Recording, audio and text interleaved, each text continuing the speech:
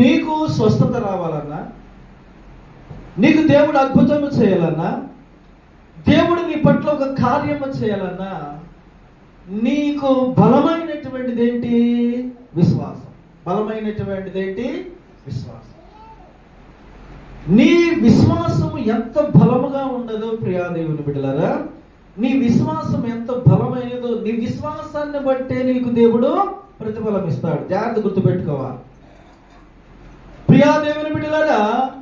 ఆ తరము వారు ఎలా ఉన్నారు? దుష్టతరము వారుగా ఉన్నారు.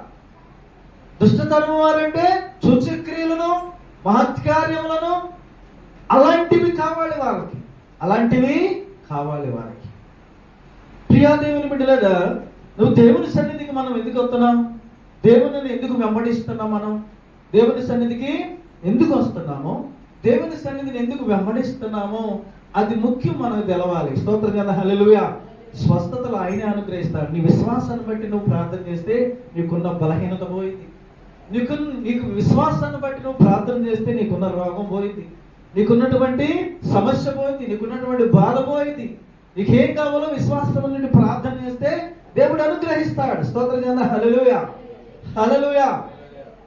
కనుక ఇక్కడ 2 సూచక్రియలు చేస్తున్నాడు, 2 విషయాలు చెబుతున్నాడు ప్రభు. ఒకటి యోనాను గురించినటువంటి సూచక్రియ, 2 సొలొమోను గురించి చెబుతున్నాడు. ప్రియా దేవుని బిడ్డలారా, ఒక్క మాట మీరు గమనించాలి. ఏంటంటే యోనాను గురించి దేవుడు చెప్పాడు, నినివే పట్టణము గురించి. ఆ నినివే పట్టణములో ఉన్నటువంటి ప్రజలు వారి యొక్క ప్రవర్తన విషయంలో కానీ, దేవుని మాట వినే విషయంలో కానీ చెడ్డగా నడుచుకుంటున్నారు. ఒకసారి నీవు వెళ్ళి ఆ ప్రవక్తకు చెప్పాడు దేవుడు, వెళ్ళి ప్రకటన చేయి, ఈ నినివే పట్టణం ఇంకా 40 రోజులకి నాశనం చేస్తున్నాడు అనే విషయాన్ని ఆ యోనా ప్రవక్తకు చెప్తే, ఆ ప్రవక్త ఏం చేశాడు? దేవుని మాట వినకుండా మరలా వాళ్ళు కన్నీరు గార్చి ప్రార్థన చేస్తే మరలా దేవుడు వారికి మంచి ఆరోగ్యాన్ని ఇస్తాడు, ఆ దేశాన్ని కాపాడుతాడు కనుక నేను వెళ్ళనని ఏం చెప్పాడు? దేవుని మాటను పక్కన పెట్టి, ఆ స్టోరీ అంతా మనకు తెలుసు. స్తోత్రం చేద్దాం, హల్లెలూయా. అమ్మ తెలుసుగా, యోనా స్టోరీ అందరూ తెలుసుగా, హల్లెలూయా. తర్వాత దేవుడు వదిలిపెట్టాడు, యోనాని వదిలిపెట్టకుండా ఏం చేశాడు? మత్స్యాన్ని పంపించాడు సముద్రంలో. ఆ స్టోరీ మనకు తెలుసు. తర్వాత ఏం జరిగింది? మరలా దేవుడు యోనాకు ప్రత్యక్షమై, మరలా నువ్వు వెళ్ళి ఆ నినివే పట్టణం ప్రజలకు హెచ్చరిక చేయి, నా మాటలను చెప్పన్నప్పుడు ఇక చేసేదేమో లేకుండా వెళ్ళి ఏం చేశాడు? ఆ ప్రజలందరికీ చెప్పాడు, ఇంకా 40 రోజులకి ఈ యొక్క నినివే పట్టణాన్ని దేవుడు నాశనం చేస్తున్నాడు అన్నప్పుడు ఎంతనే ప్రియా దేవుని బిడ్డలారా, వారు దేవుని ప్రవక్త చెప్పినటువంటి మాట యందు విశ్వాసం ఉంచి ఆ యొక్క దేశంలో ఉన్నటువంటి ప్రతి ఒక్కరు, రాజుతో సహా, రాజు అక్కడ ఉన్నటువంటి ప్రజలు, చిన్నపిల్లలు, పశువులు కూడా గడ్డేయకుండా, పిల్లలు కూడా పాలేయకుండా ఉపవాసం ఉండి ప్రార్థన చేశారు. ప్రభువా, నీ దృష్టికి మేము వ్యతిరేకంగా నడుచుకున్నాం, నీ దృష్టికి మేము వ్యతిరేకంగా జీవించాం, ఒకసారి మమ్మల్ని రక్షించు ప్రభువా, కాపాడుకోవాలని ప్రార్థన చేస్తే పశ్చాత్తాప హృదయంతో వారు ప్రార్థన చేశారు. దేవుడు వెంటనే వారి ప్రార్థన ఆలకించి వారి దేశాన్ని దేవుడు కాపాడినట్లుగా మనం చాలాసార్లు ఈ వాక్య భాగం విన్నాం. స్తోత్రం, హల్లెలూయా. అయితే నేను చెప్పబోయే వాక్యం ఏంటంటే, యోనా గురించిన సూచక్రియ గాని మరి ఏ సూచక్రియ కనబడదు. అంటే ప్రభు అయిన యేసుక్రీస్తు చెప్పిన మాటల యందు వారు విశ్వాసం ఉంచి నడుచుకోవటం లేదు, కానీ సూచక్రియలు కావాలనేటువంటి ఆ సూచక్రియలు చూడాలని వస్తూ ఉన్నారు. అంటే యోనా కంటే గొప్పవాడు ఇక్కడ ఉన్నాడు అన్నాడు. స్తోత్రం కదా, హల్లెలూయా. యోనా మాట చెబితే నినివే పట్టణంలో దేశస్తులు మారిపోతే, ప్రభు అయిన యేసుక్రీస్తు మాట చెబితే జనం ఏం చేస్తున్నారంట? ఇంకా మారకుండా దేవుని మాటలను అందిస్తూ ఉన్నప్పుడు దేవుని వాక్యాన్ని చెబుతున్న ఒక మంది, అయ్యా నువ్వు నిన్ను కనిన గర్భము, నువ్వు అక్కడ అందరి ప్రియాదేవి, నువ్వు కుడిచిన స్తనములు ధన్యములైనవి ప్రభువా అని అంటే, ప్రభు అయిన యేసుక్రీస్తు ఏమన్నాడు తెలుసా? ఒకసారి చదవండి, 28వ వచనం, 11:28. 11:28. ఆయన అవును గాని దేవుని వాక్యము విని దానిని గైకొను వారు మరీ ధన్యులని చెప్పాడు. చప్పుడు కొట్టి ప్రభువు నామాన్ని మహిమపడదామా? హల్లెలూయా, హల్లెలూయా. ఏం కనుక మనము దేవుని మాటల యందు మన విశ్వాసం ఉంచాలి. దేవుని మాటలను మనం కనుక్కున్నా. యోనా ప్రవక్త చెబితే నినివే దేశము మారిపోయింది. పట్టణస్థులు ఉపవాసం ఉండి ప్రార్థన చేసి తమను తాము రక్షించుకున్నారు. దేవునికి ప్రార్థన చేస్తే దేవుడు వారిని రక్షించాడు.